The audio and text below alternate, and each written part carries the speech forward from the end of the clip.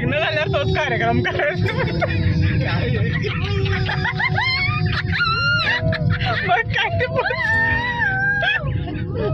पाऊस पडतोय आणि आम्ही आलोय कोयना नगर मध्ये. Yes, after 10 years.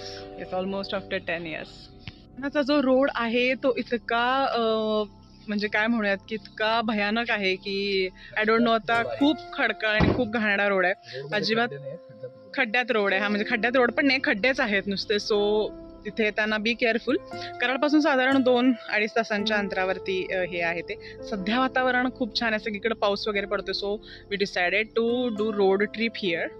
त्याला गेलं तर इथे नेहरू उद्यान आहे जिथे आता आम्ही आलं. तिथून पण कोयना धरणाचा व्ह्यू दिसतो. कोयना धरण आहे आणि त्याचबरोबर इथे समोर 1-2 छोटे रेस्टॉरंट्स आहेत. तिथे तुम्ही भजी, चहा वगैरे सगळे काही घेऊ शकता.